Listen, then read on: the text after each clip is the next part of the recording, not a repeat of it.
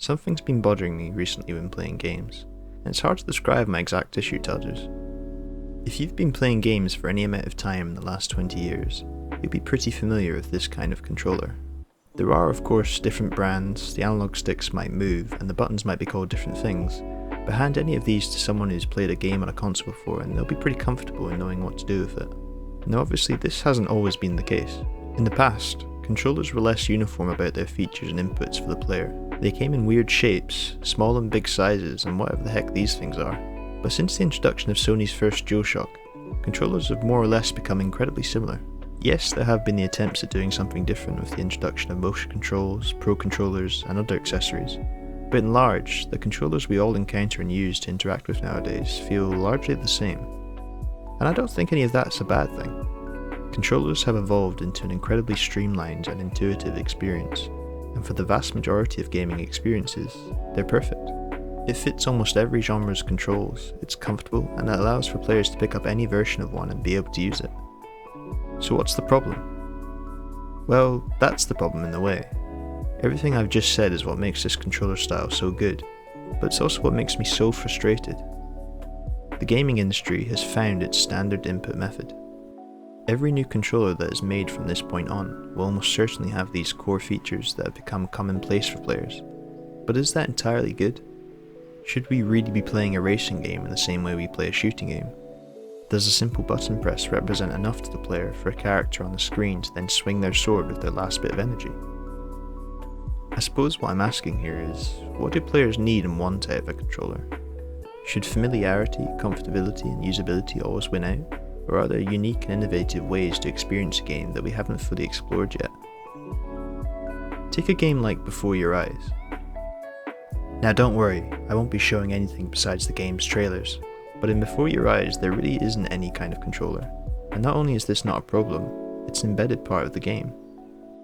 Whilst you don't need any conventional inputs for the game, you will need a webcam pointed at your face. Before Your Eyes is a first-person game where the narrative unfolds, like the title suggests, before your eyes. You really don't have too much effect on the way the game progresses, but every time you blink, the scene changes. This could be called a gimmick in some ways and fall into the same category as the Kinect or something similar, but it's actually a vital narrative design element that makes an otherwise straightforward experience so much more. Immersion is a huge part of video games for a lot of people, and to achieve immersion, a game's control should almost feel like an extension of the player's mind and body. In Before Your Eyes, your head is the controller, and your blinks are the input to progress the story and the game forward. But maybe this isn't a fair example, because it is more of an absence of a controller rather than a new alternative. On Twitter earlier this year I came across a developer who was working on a Morse code themed game for the Teknisk Museum in Oslo, Norway.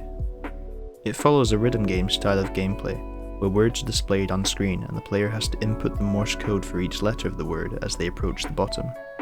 Sort of similar to Guitar Hero or Rock Band. In this case, the game is a one-off special cabinet designed for educational purposes, but when I saw this I couldn't stop thinking about how cool and unique it was. It made me think of old arcades and how in almost every cabinet was a specific controller for that game. Of course they varied in how unique they were, with some being simple joysticks and a few buttons, others being fully custom designed machines for the game they were running. But it felt like the game and the controller had been designed together to create a total experience for the player that set itself apart from other games.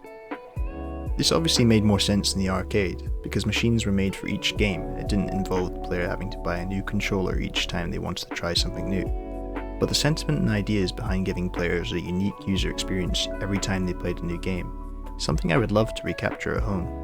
Around the same time as this Morse code themed game, I came across a 3D designer who specialises in experimenting with human-computer interaction, specifically in the 3D modelling software Blender. They created this demo where the light on a player's phone could act as the torch in a game or piece of software. Using gyroscopes and a link between the system and the phone means as the player moves the phone in all sorts of different angles, the light on the screen follows. Whether this would be practical in an actual gaming experience I'm not sure, but I feel like it really shows the potential for alternative methods of interacting with a game other than a traditional controller.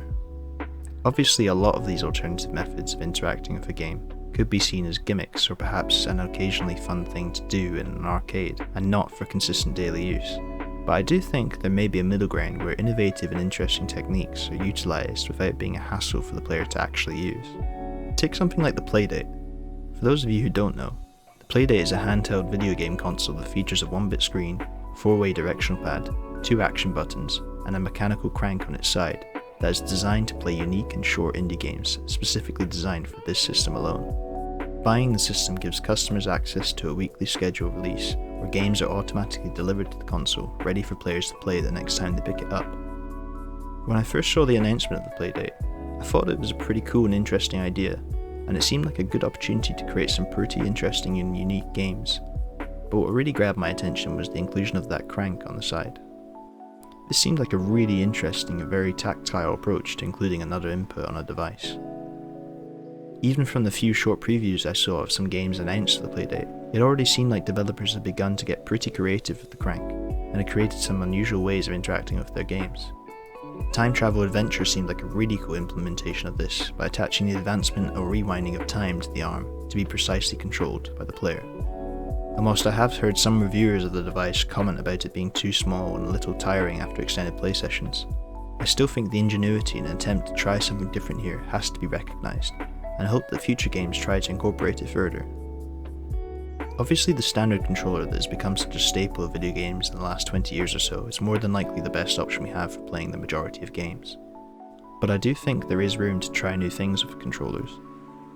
Whether it be for one-off experiences in an arcade or museum, or as a core element of a new system, I think we should continue to try new things with controllers and games and not just settle with what we think is best.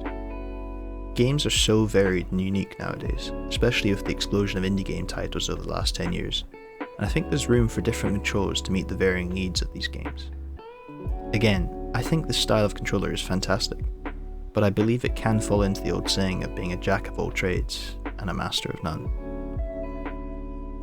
If you enjoyed this video, please consider giving it a like, comment down below to join in the conversation, and subscribe to see more videos from the channel.